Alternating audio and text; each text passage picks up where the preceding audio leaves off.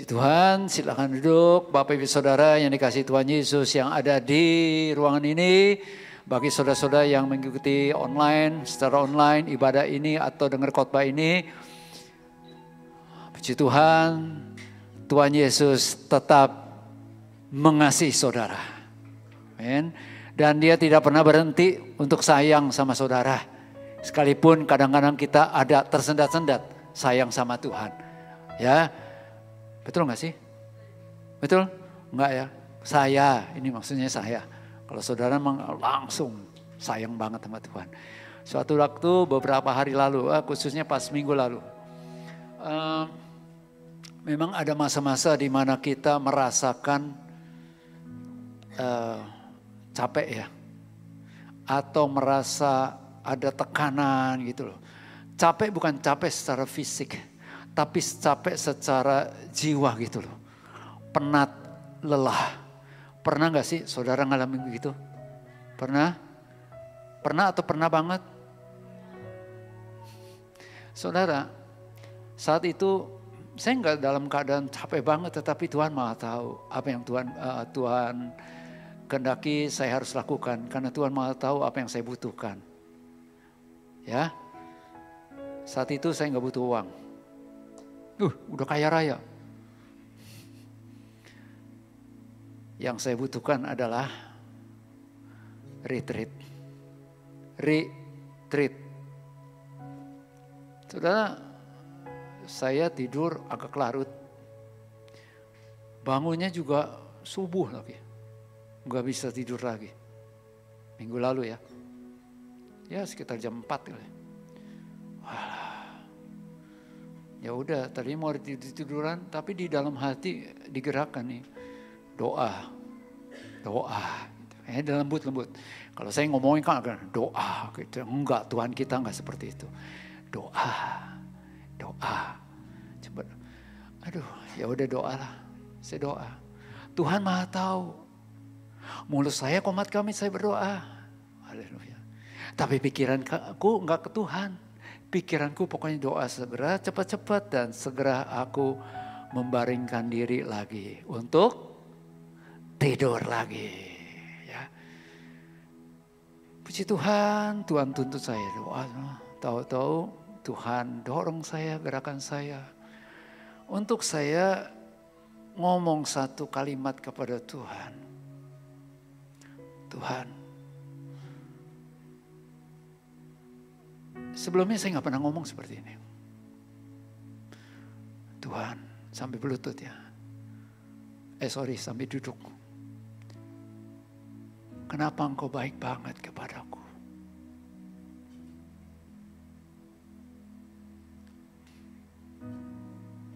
Saya sambil,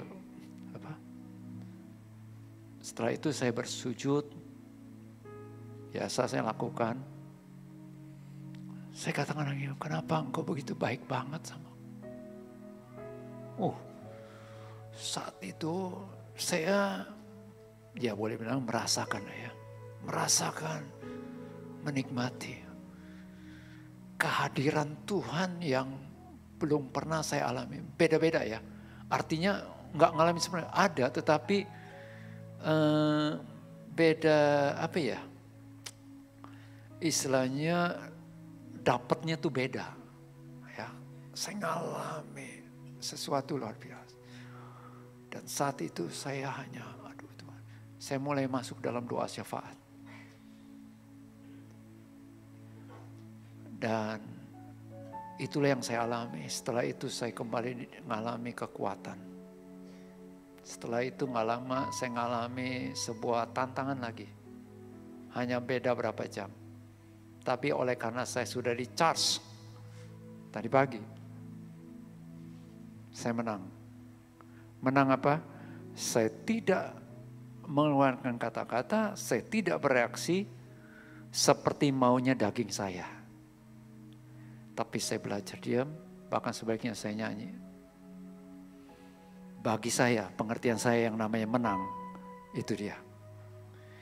Kita menang ketika kita tidak lakukan apa yang setan mau, apa yang daging kita mau, tapi kita melakukan apa yang Tuhan mau, itu kemenangan.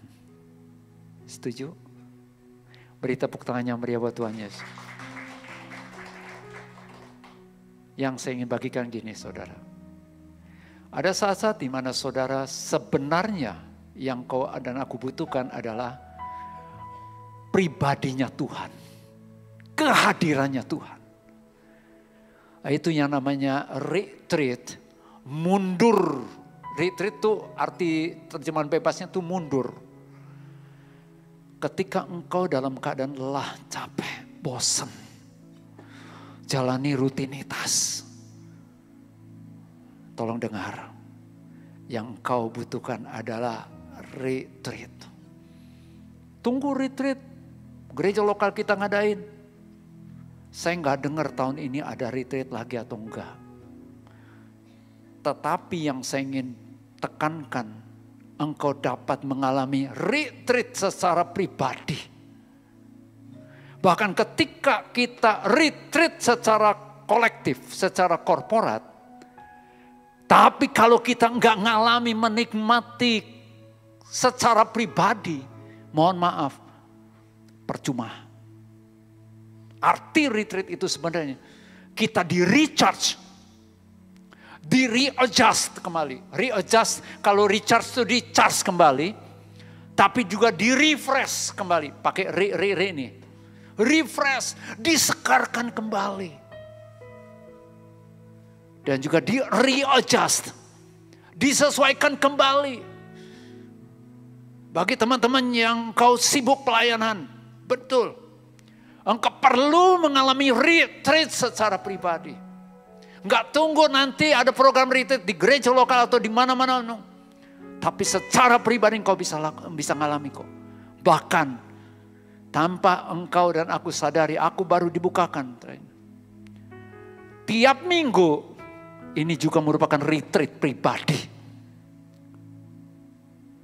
Kenapa sih tiap minggu harus ibadah? Ayo iya namanya juga orang Kristen, masa iya gak ibadah. Kenapa ke gereja? Iya orang Kristen ke gereja Allah. No. Dulu, yes punya pemikiran seperti itu. Tapi enggak dengan sekarang. Makin lama level pemahamannya lebih lagi saudara. Kenapa kita harus ibadah? Ya kalau memang bisa ibadah onsite. Kalau memang karena satu dua lain hal gak bisa onsite, online. It's okay. Tapi di tempat di mana saudara beribadah, saudara bisa mengalami yang namanya retreat, refresh, recharge kembali. Karena yang kerjakan bukan manusia, tetapi Roh Kudus. Amin. Itu sebabnya selama masih ada kesempatan untuk beribadah, beribadahlah dengan sungguh-sungguh, dengan setia. Kenapa? Itu kesempatan engkau dan aku disegarkan kembali. Senggol sebelahnya, ini kesempatan engkau di recharge. 2, 3. Yes. Haleluya. Nah, entah gimana saya dapat kebagian lagi nih. Iya mirip-mirip dengan yang bulan lalu. Ya. Dengan soal pekerjaan. Oke. Tapi ini lain lagi saudara ya. Yuk tema yang diberikan kepada saya ini adalah menabur dan menuai dalam kerajaan Allah. Kenapa tadi pagi saya sampaikan ada 2 kata yang saya dapatkan ketika di pandemik dalam soal keuangan ya, yaitu apa? Menabung dan menabur, menabung dan menabur, menabung dan menabur. Ya, income yang saudara dan saya dapatkan, ya pemasukan istilahnya berkat lah ya, berkat yang saudara dapatkan dalam bentuk fulus ya, money, uang dalam bentuk uang, berapapun yang saudara dan saya dapatkan, pastikan itu juga kita belajar mengelola dengan benar. Nanti minggu depan itu akan dibukakan lebih lagi, ya. Itu sebabnya jangan nggak ibadah minggu depan. Tengok sebelahnya, bilang ibadah lo. 2, 3. Nah, bagaimana cara mengelola yang benar? Saksikan nanti ya, bukan saksikan. Kayak bioskop tuh, aduh datang ya, puji Tuhan. Nah saudara, kali ini saya harus sampaikan tentang menabur dan menuai. Menabur dan menuai, menabur dan menuai. Hukum tabur tuai, tabur tuai, tabur tuai. Ya, oke. Tetapi bukan menabur dan menuai, nggak ada koridornya, nggak ada kejelasannya, nggak. Tetapi skop kita adalah menabur dan menuai dalam kerajaan Allah. Katakan sama-sama, 2, 3. Yes. Oke, kita masuk dalam selanjutnya. Apa sih prinsip menabur dan menuai dalam kerajaan Allah? Ya. Nah, sebelumnya saya ingin singgung sedikit tentang kerajaan Allah. Kerajaan Allah namanya juga kerajaan Allah. Kerajaan itu bicara tentang apa sih? Terjemahan lain dikatakan sederhana, yaitu apa? Pemerintahan Allah. Nah, pertanyaan dibalik nih. Selama ini saudara dan saya diperintah oleh siapa? Diperintah oleh diri sendiri atau diperintah oleh Allah? Atau diperintah oleh orang dan sebagainya? Apalagi ngeri, diperintah oleh setan. Ya. Nah, saudara, yuk sama-sama kita pahami bahwa ketika kita percaya kepada Tuhan Yesus Kristus dengan segenap hati kita, dengan sungguh-sungguh, kita buktikan lewat kita terima baptisan air. Dan gereja lokal kita, baptisan itu kita praktekkan dengan baptisan selam. Ya, itu ada maknanya tentunya. Nah, ketika kita percaya dan terima Yesus Kristus, Alkitab katakan, status saudara dan saya adalah anak-anak Allah. Seberapa banyak orang yang menerimanya diberinya kuasa atau hak menjadi anak-anak Allah. Berarti saudara dan saya adalah anak-anak Allah. Katakan, aku anak-anak Allah. 2, 3. Yes, engkau dan aku di dalam Kristus adalah anak-anak Allah. Status kita adalah warga kerajaan Allah. Katakan warga kerajaan Allah. Di dalam sebuah kerajaan itu ada namanya raja tentunya. Rajanya tetap, yaitu Allah, pemerintahan Allah. Rajanya Allah, pemerintahan Allah. Yang kedua ada hukumnya. Hukum-hukumnya Allah, yang tetapkan adalah Allah sendiri.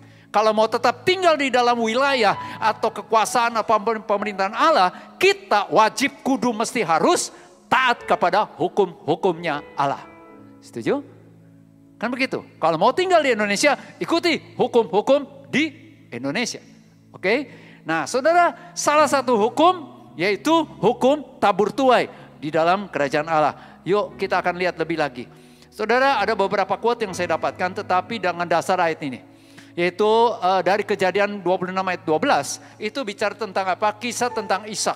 Justru di masa paceklik, di masa kelaparan, di masa kering pada saat itu. Saudara, Ishak itu menabur. Ya, tidak ada alasan untuk nggak bisa bekerja, kecuali tidak mau bekerja. Alkitab katakan apa? Orang yang tidak mau bekerja, janganlah ia makan. Ya, nah saudara, Alkitab katakan pada masa itu, pada saat itu menaburlah Ishak. Tentunya yang namanya menabur Ishak menabur itu bukan hanya dia sendiri, tetapi juga bersama dengan karyawan-karyawannya menabur. Tapi Alkitab katakan pada masa itu juga Ishak menuai. Banyak banget. Amsal 15 ayat 7. Ya, orang bijak menabur pengetahuan. Mulutnya itu keluar kata-kata pengetahuan, bukan kosong. Itu loh. Lanjut, Amsal 22 ayat 8. Sorry, bukan ayat 6 nih, ayat 8 saudara. Ya, ada lagi ayat ini. Orang yang menabur kecurangan akan menuai bencana. Perhatikan loh, naburnya cuma kecurangan tetapi menuainya bencana nih. Nah, dalam kitab Hosea ada lagi katakan begini. Menabur angin, menuai, oh bukan. Ya mirip-mirip lah ya. Itu istilah dunia kan. Tapi mirip betul. Menuai puting beliung. Badai lah. Ngeri ya. Padahal cuma menabur apa? Angin. Ini menabur angin. Berarti kalau aku buang angin, dapat badai, nggak ada hubungan gitu. Ya, saudara, tolong perhatikan saudara. Ya, sekalipun ada, ya pernah lah. Saudara, dari ayat-ayat ini saya temukan, wah betul juga. Ini prinsip firman. Quote yang pertama, tolong bro. Setiap taburan, sekecil apapun juga, sesederhana apapun juga di mata manusia, pasti mendatangkan tuaian. Halo. Di mata orang tuh, lu cuma begitu aja, sombong lu, pamer lu dan sebagainya. Nggak usah pusing. Menabur aja. Pasti menghasilkan tuaian. Yang kedua. 2, 3.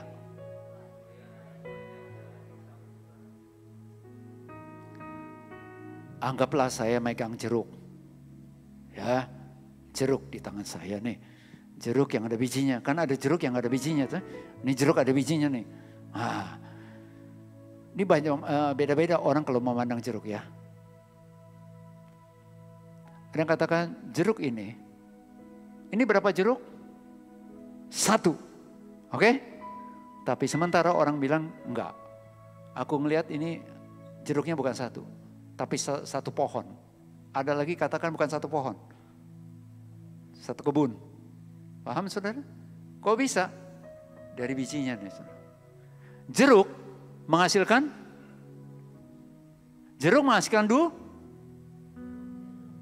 Enggak menghasilkan duku kah? Duku menghasilkan duren? Ngerti maksud saya? Persilakan Roh Kudus bicara ya secara khusus ya. Lebih lagi nih dari apa yang saya sampaikan. Tuaian selalu lebih banyak dari taburan. Ya. Jadi kalau saudara dan saya enggak nuai, saudara nabur enggak? Kan begitu. Siapa yang mau tuaian menuai? Yang mau menuai angkat tangan. Mau menuai? Belum tentu semua, tetangganya belum tentu. Mau menuai? Kasih tahu sebelahnya, menabur.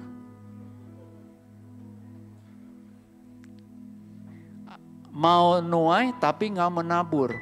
Namanya apa? Iya. Tapi saya lihat di sini wajah-wajah yang suka menabur. Suka juga menuai. Kan begitu. Ini hukum saudara. Yuk kita masuk lebih lagi. Ya, bicara tentang kerajaan Allah. Roma 14 katakan begini. Tolong baca sama-sama 2, 3. Sebab kerajaan Allah bukanlah soal, tetapi soal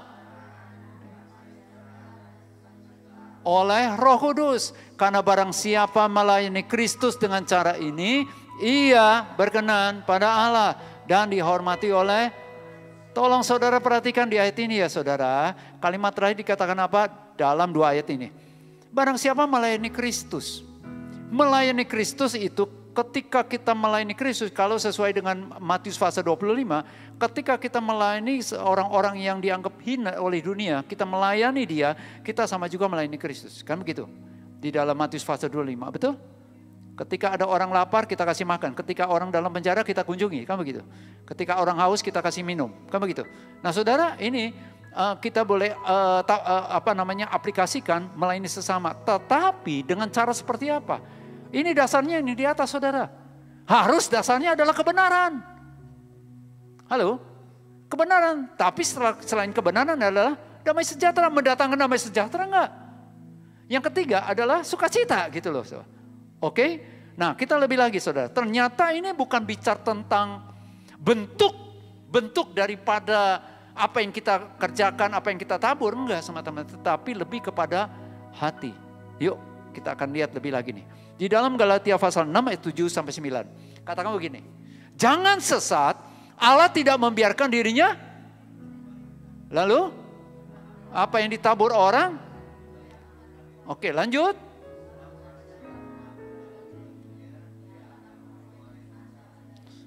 Tetapi barang siapa menabur dalam roh, ia akan menuai hidup yang. Janganlah kita jemu-jemu berbuat baik, karena apabila sudah datang waktunya kita akan. Jika kita tidak menjadi lemah dalam pengertian lain, yaitu stop, enggak lagi nabur. Ya, jangan terus menabur dan menabur.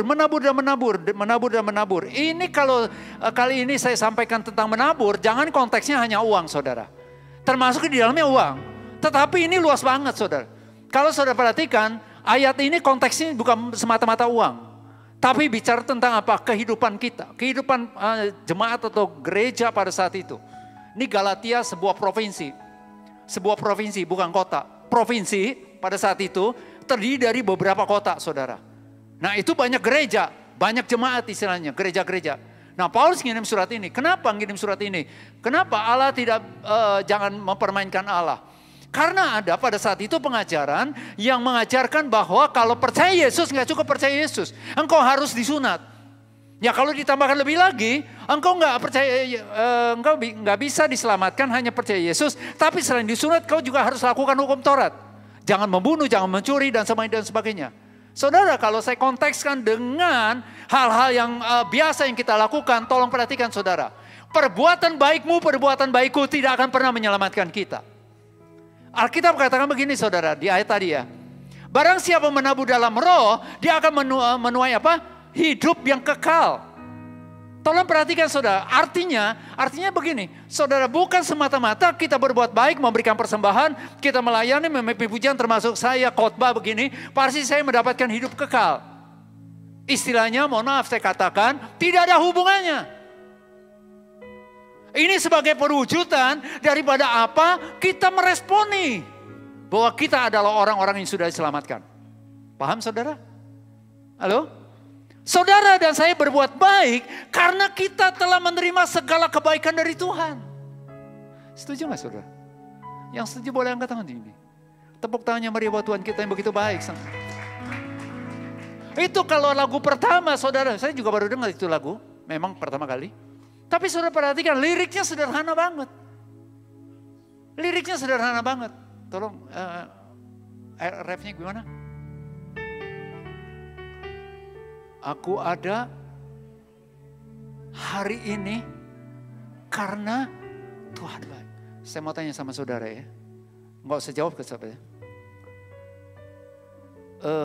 Ketika saudara katakan ini.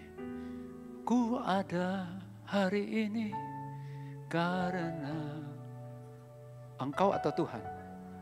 Tuhan baik. Bisa katakan kalau udah intim ya. Engkau baik. Wajahmu seperti apa?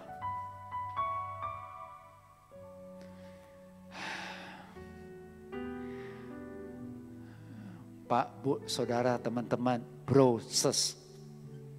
Nggak harus kalau kita berdoa, nyanyi begini, dipasang muka, kau baik.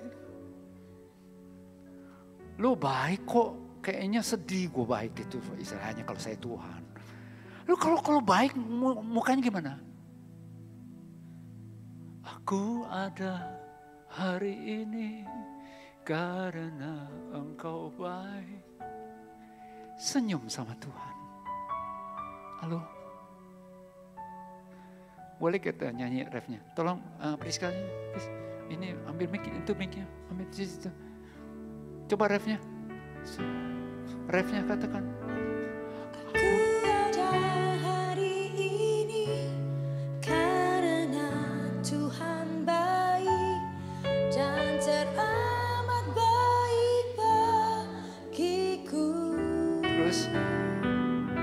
Semua yang ku alami bersamamu ku lewati, indahnya kasih seperti pelangi sehabis hujan. Thank you, Grace.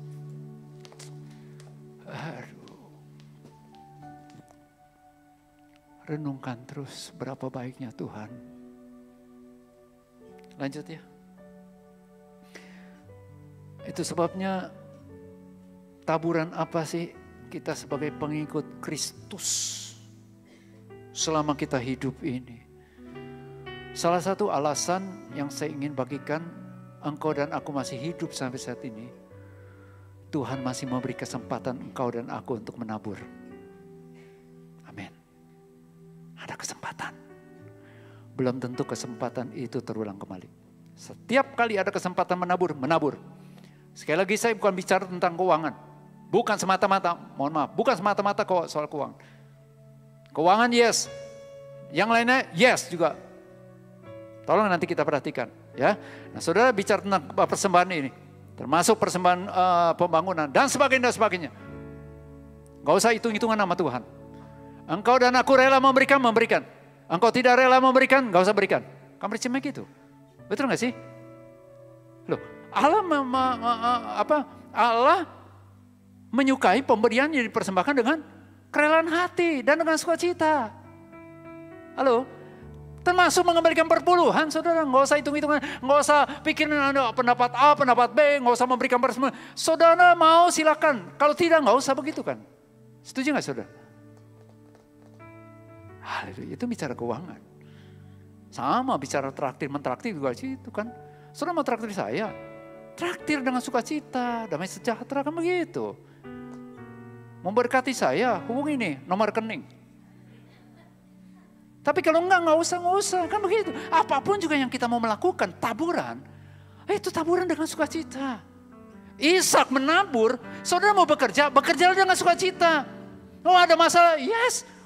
Tapi itu masalah tantangan yang saudara hadapi dan saya hadapi, sebenarnya itu tidak akan pernah mempengaruhi damai sejahtera di dalam hatimu dan dalam hatiku. Karena sumber damai sejahtera ada di dalam Yesus Kristus Tuhan. Setuju saudara? Ada satu gambar bagus banget.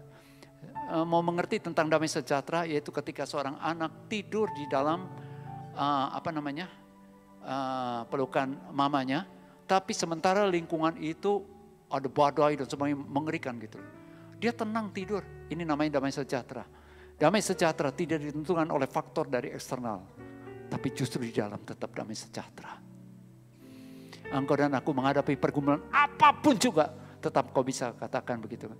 Aku ada hari ini karena Tuhan baik. Yes. Tetap setia menabur, dan menabur, dan menabur, dan menabur, dan menabur. Ada waktunya engkau akan menuai, dan menuai, dan menuai. Ada hal penting, silakan buka. Seorang pengikut Kristus, sebagai seorang Kristen, Kristianos, yang kita harus tabur adalah firman Allah. Kenapa firman Allah?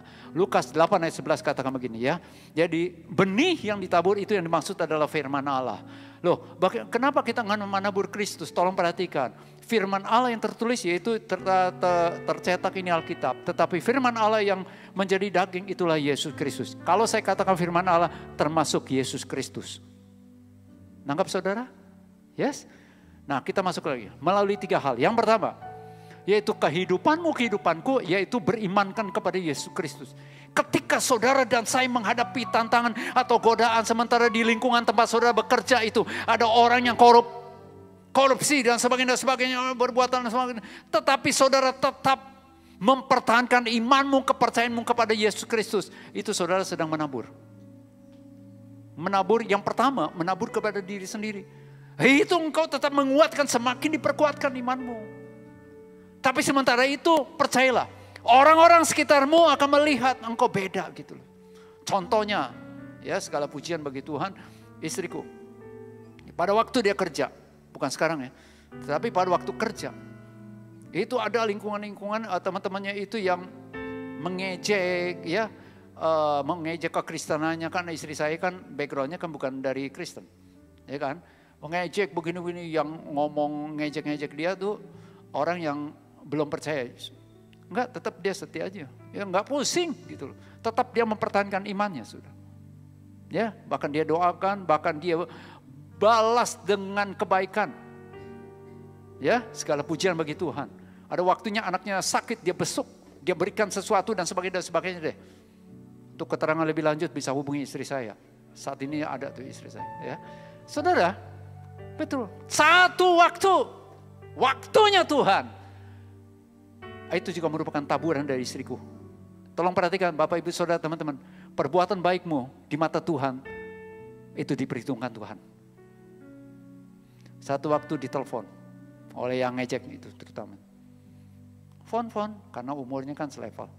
Fon, gimana kabarnya? Oh gini. Setelah keluar Eman. Setelah keluar istriku resign.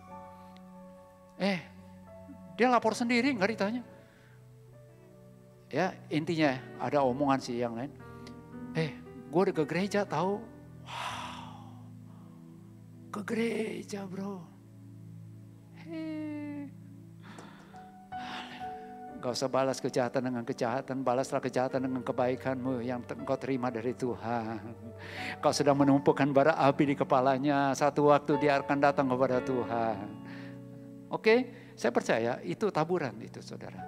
Yang pertama, tunjukkan bahwa engkau dan aku adalah orang-orang berimankan kepada Yesus Kristus. Halo?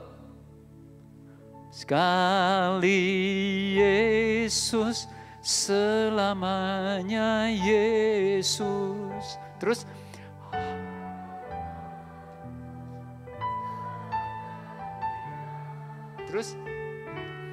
karena kasih-Nya, oh Yesusku, ku cinta Kau selalu. Engkau tidak ikut-ikutan berbohong, itu juga sebenarnya engkau sedang menabur. Menabur kepada dirimu, semakin diperkuat, semakin tumbuh imanmu. Dan kau sedang menabur kepada Dia. Iman kepada Yesus Kristus. Bagikan imanmu itu kepada orang-orang di mana Tuhan pertemukan. Yang kedua, firman Allah diberitakan melalui apa? Kehidupannya mengeluarkan buah roh. Galatia 5 ayat 22 sampai 23. Ya. Kasih, sukacita, damai sejahtera, kebaikan, kemurahan, kan begitu. Itu sebabnya saya katakan begini. Kita nggak harus selalu karena namanya menabur itu dalam bentuk uang. Saudara memberikan perhatian saja sama seseorang. Saudara sedang menabur. Menabur apa? Kebaikan. Alkitab saya sih ada katakan begini dengan bahasa sehari-hari ya. Kalau kau dan aku memberikan kemurahan hati kepada seseorang, engkau akan beroleh kemurahan dari Tuhan. Halo? Ada saja caranya Tuhan menyatakan kemurahan hatinya Allah. Wow. Yes. Berapa banyak di antara kita yang mengalami kebaikan Tuhan yang luar biasa sepanjang umur hidupnya sampai detik ini.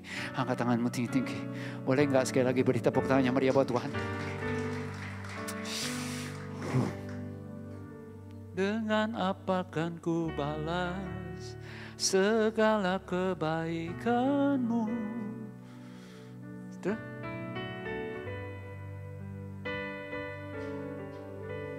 Oke, stop. Kata menyembah itu bukan soal melantunkan nada lebih dari itu, Pak, Bu, Saudara, teman-teman. Kehidupanku ketika kita melakukan, kita mempertahankan iman kita kepada Kristus, kita terus mengeluarkan buah Roh Kudus yang di dalam diri kita. Itu kita sedang menyembah Dia. Kita sedang mengagungkan Dia. Kita tunduk. Tunduk. Sekalipun daging ini rasanya gimana begitu, tetap tunduk. Kesabaran aja. Ketika engkau sabar terus. Bukan sabar kenapa? Oh kok sabar aja? Aku sedang belajar tunduk sama Allah. Tunduk sama Allah. Amin. Yang ketiga. Kehidupan yang memberitakan hukum Kristus. Ketika ada seseorang, ada orang-orang yang curhat samamu. Itu kesempatan kau sedang harus menabur. Tabur karena apa? Bukan kata-kata bijak dari seorang A, B, C, no. Apa kata firman Tuhan yang kau tahu? Apalagi yang kau pernah hidupi. Satu waktu adikku itu berkeluh kesah, curhat sama saya.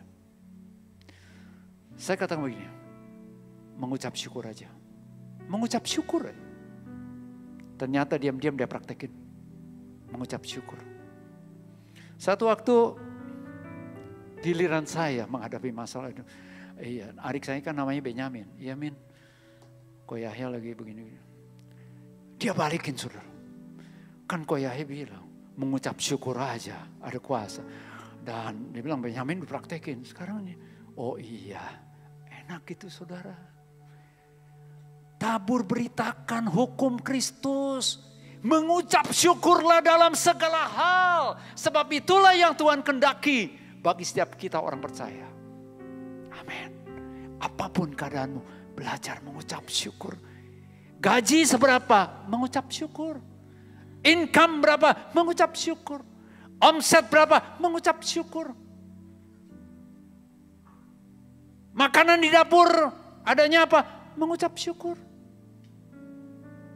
Halo? Jabatan pekerjaanmu seperti apa? Mengucap syukur. Banyak orang yang sulit dapat pekerjaan, bahkan banyak yang mengalami PHK tuh. Mengucap syukur. Dan tetap setia. Salah satu buah Roh Kudus, bagian daripada buah Roh Kudus. Kesetiaan. Setia. Kalau bicara tentang dunia entrepreneur atau dunia marketplace, teladani itu yang namanya Nabi Daniel di Alkitab.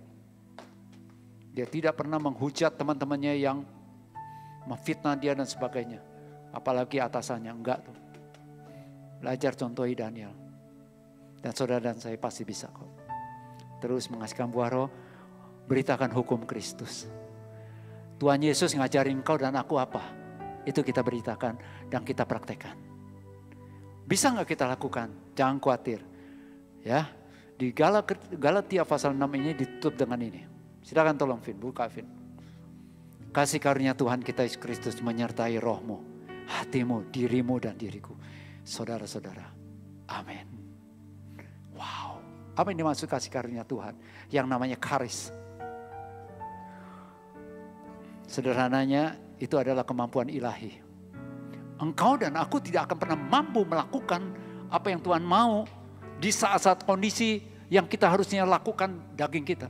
Tapi kok kita bisa lakukan? Itu kasih karunia Tuhan. Wow.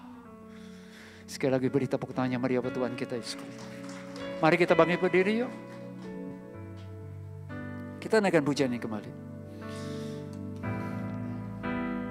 Dari awal, silakan saudara.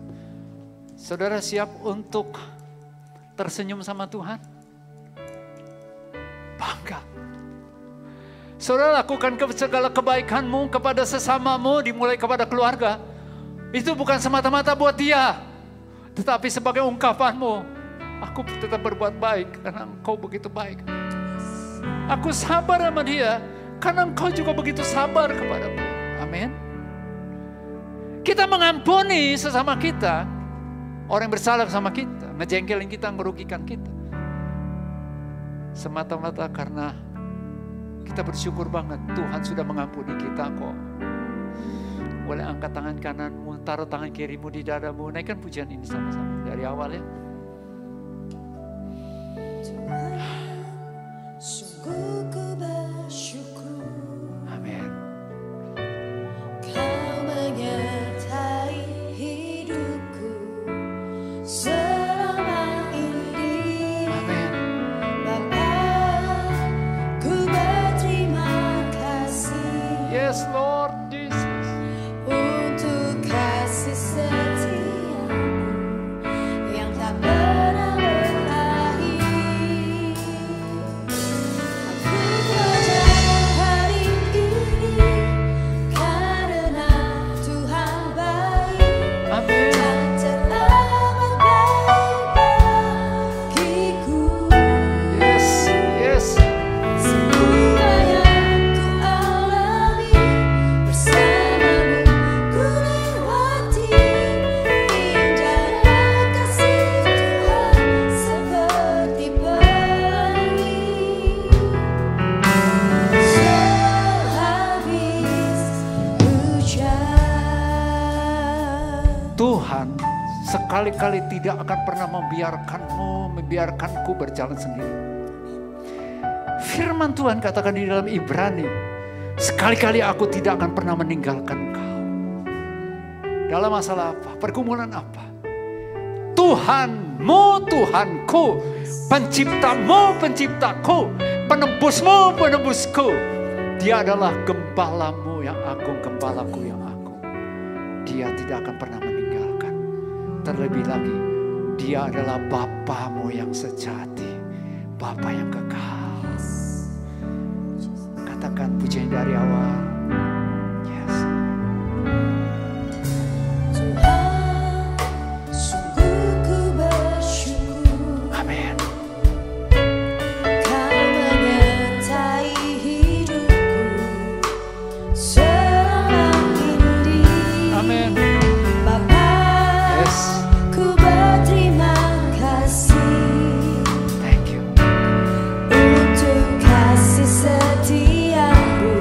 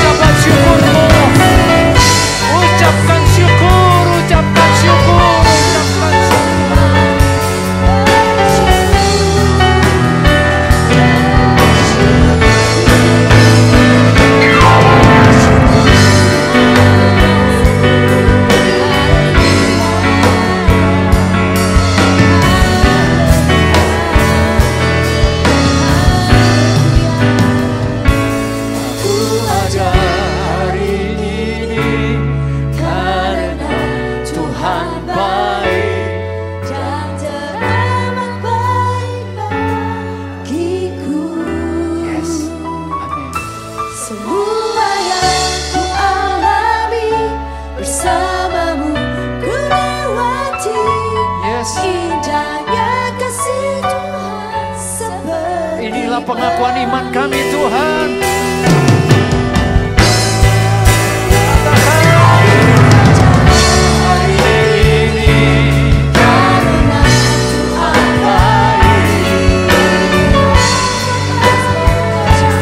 Dengan imanmu katakan sama-sama.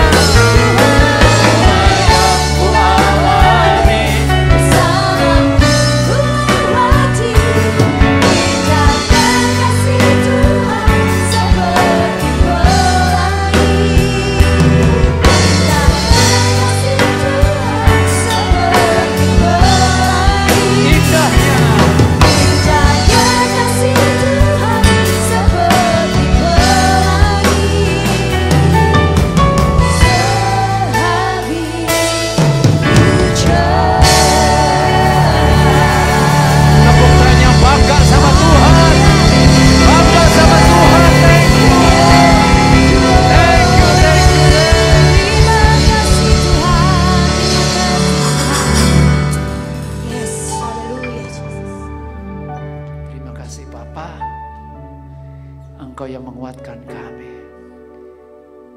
Engkau yang merefresh kami kembali. Engkau kembali merecharge kami.